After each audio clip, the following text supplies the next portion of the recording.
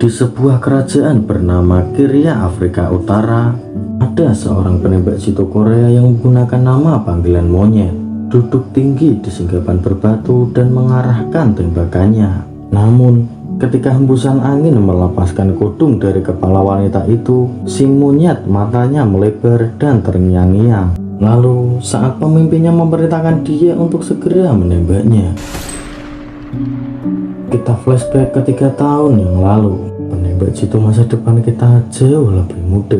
Dia memperkenalkan dirinya di depan kamera sebagai Cha Dae-gun. Dia mengikuti audisi untuk pekerjaan stuntman di pusat aksi dan memiliki bakat taekwondo dan judo. Tetapi ketika ia mencoba apel dari kepala seseorang, dia menjatuhkan orang itu dengan dingin. Cha Dae-gun juga gagal memecahkan batu bata dengan dahinya. Dan saat melihat darah, seorang anak kecil menangis.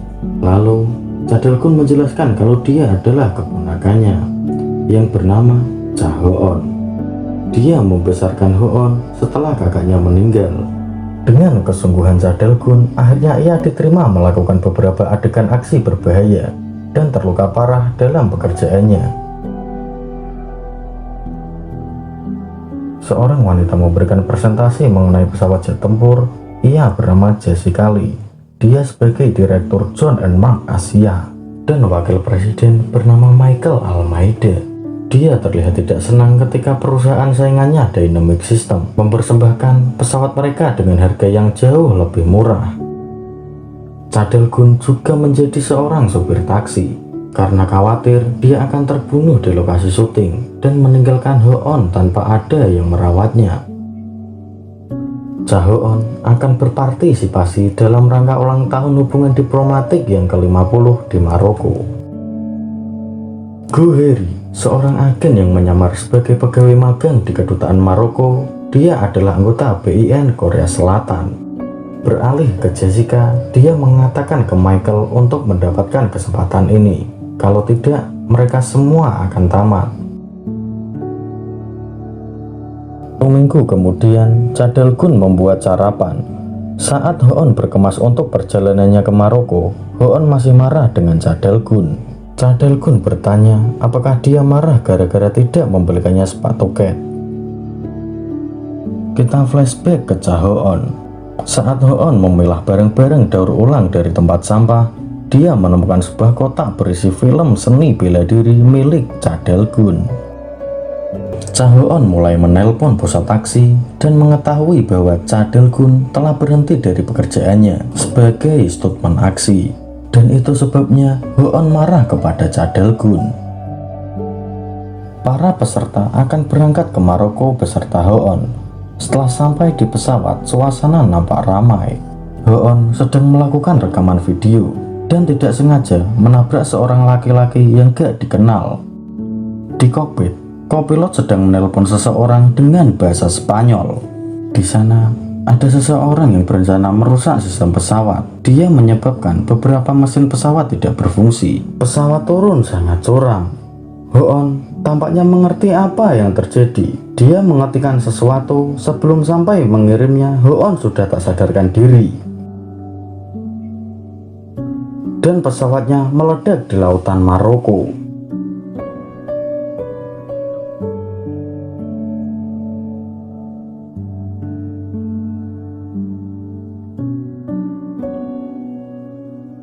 Cha Dae-gun sedang makan siang di restoran. Ketika TV menampilkan berita terbaru tentang kecelakaan pesawat, penyiar mengatakan bahwa seluruh kru dan semua penumpang meninggal, sampai nama Ho-on muncul di layar.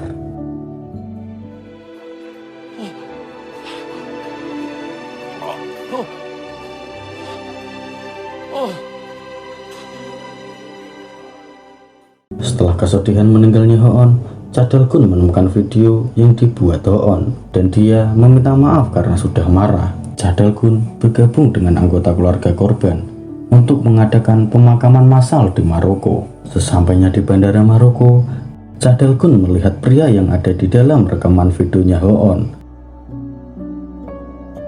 lalu mengejar pria itu. Pria itu pergi menaiki taksi. Cha Dae-gun melompat ke taksi lalu mengikutinya. Setelah bertemu, Cha Del-gun berkelahi dengan pria itu.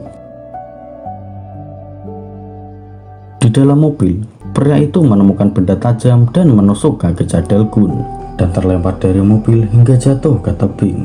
Cha Del-gun menarik dirinya kembali ke jalan dan berteriak frustasi karena kehilangan orang satu-satunya orang yang mungkin bisa memberitahunya apa yang terjadi di pesawat. Setelah berhasil kabur dari Cha Del-gun, pria itu menggali di bawah simpul tato yang ada di dadanya untuk mengeluarkan semacam implan pelacak.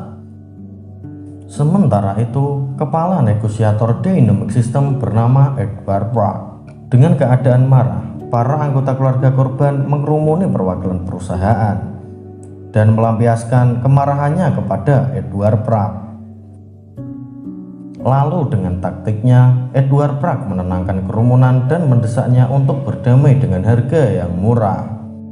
Cha Del-gun menyeret tubuhnya yang terluka parah berjalan menuju ruangan pertemuan, lalu menjelaskan kepada semua orang bahwa dia melihat seseorang yang ada di pesawat.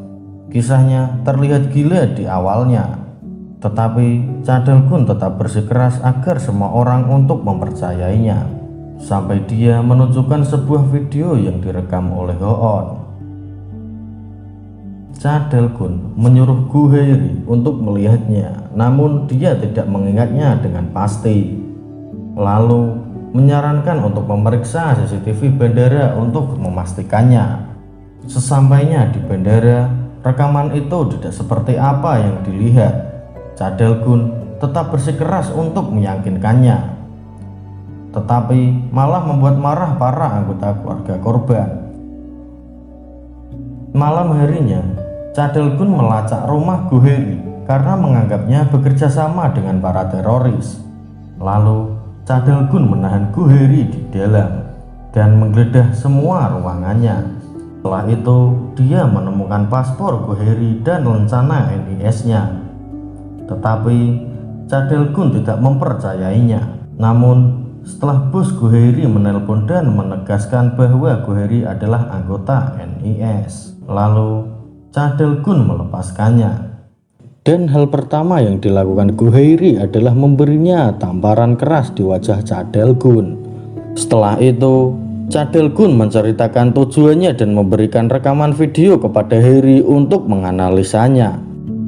Ketika Cha Del-gun pergi, dia melihat mobil mencurigakan yang parkir di depannya. Setelah melihat beberapa penduduk, pria itu pergi dengan santai. Gu Hae-ri menganalisis video itu dan melihat pria itu sedang melakukan panggilan telepon, namun suaranya tidak terdengar. Lalu Gu Hae-ri mengirimkan videonya ke temannya di NIS yang bernama Hwa Suk agar diperiksa lebih lanjut. Kembali di Korea, Presiden Chung dan para menteri utamanya sedang membahas tawaran dari Dynamic System dan John & Mark untuk kontrak pertahanan nasional. Namun Presiden Chung terombang-ambing terhadap tawaran John & Mark karena statement publik setelah kecelakaan pesawat. Di tepi pantai Maroko, Cha Del-gun dan anggota keluarga berkumpul untuk menghormati mereka yang hilang dalam kecelakaan pesawat. Semua orang menangis untuk melampiaskan kesedihannya.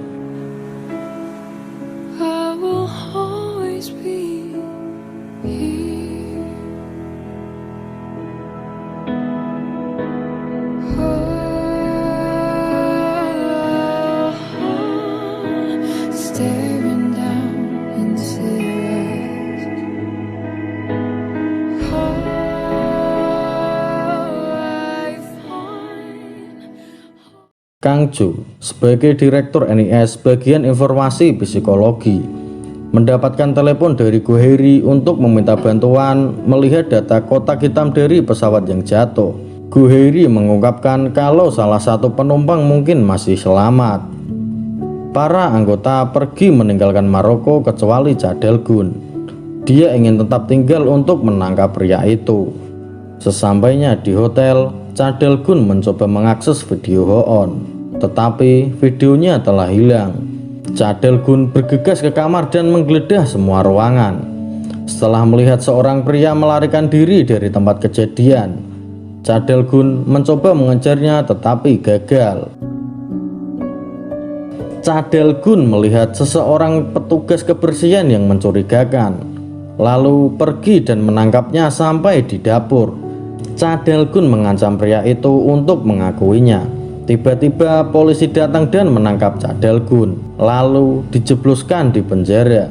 Gu Hae-ri mendapatkan telepon dari teman NIS-nya di Korea dan memberitahu kalau pria dalam video berbicara bahasa Spanyol dalam panggilan tersebut.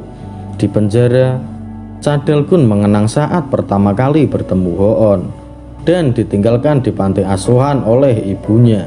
Cha Dae-gun ditarik di ruang interogasi tetapi tidak menghasilkan apa-apa. Cha Dae-gun memberontak setelah petugas kebersihan itu dibebaskan tanpa pernyataan lebih lanjut. Lalu Cha Dae-gun ditarik kembali di dalam sel.